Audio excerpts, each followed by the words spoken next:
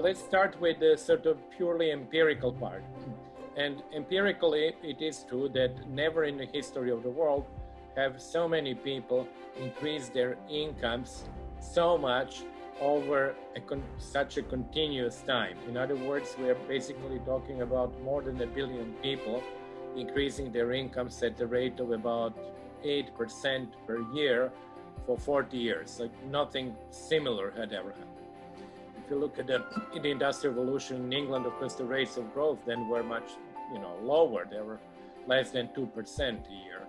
Even if you look at Japan, the rates of growth were higher compared to the Industrial Revolution. They are about the Chinese level, but obviously the population was less than 1/10 of China's population, and it did not last for 40 years. So it is a unique development. We can generally say on the side of agriculture, the change was in 1978 with the responsibility system, where actually land became de facto private and actually production decisions were privatized.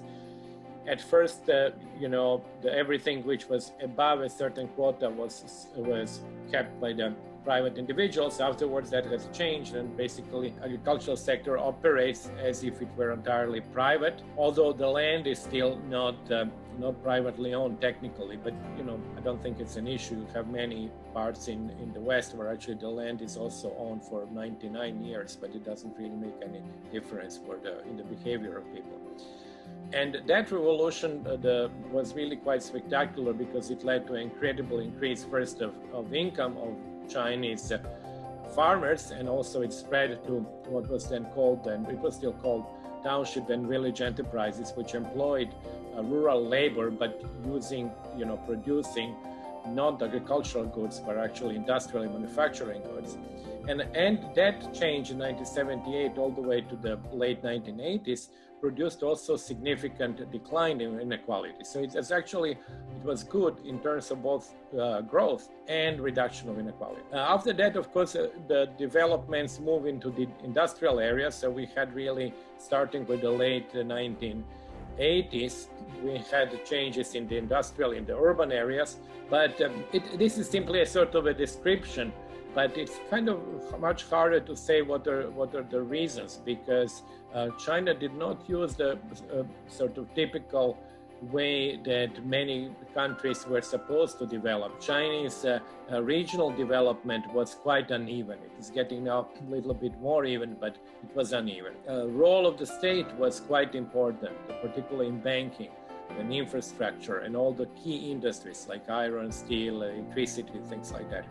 So the development pattern or the package that China used was quite unique, and it could be actually possibly used in a few other countries. We see now attempts to do that, for example, in Ethiopia. Vietnam used relatively similar approach. So there are many things that one can learn, not only from China, but from the countries that are using similar approaches.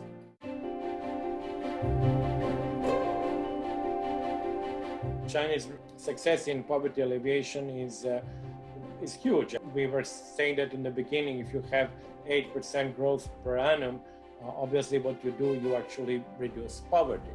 So that poverty has been significantly reduced. Still, poverty does remain, particularly in the rural areas. And you see that in income distribution studies where the bottom of the Chinese distribution in rural areas is very poor by global standards. We are talking about people who are around the 20th percentile globally.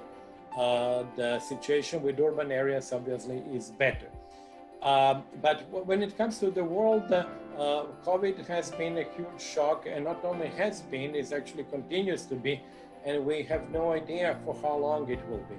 So it would probably push the world back. It could be as much as 10 years in the sort of improvements, because we would be essentially pushed back to the situation that existed 10 years ago in terms of total poverty. So it's a little bit like Sisyphus in a Greek myth. You kind of roll the rock on the way to the top of the mountain, and then the virus comes and rolls that rock all the way down to where you started from. So we would have, the world will have to start and do that anew. But this is not unexpected. It is the crisis has had tremendous impact on real growth and a very, very severe impact on poor people.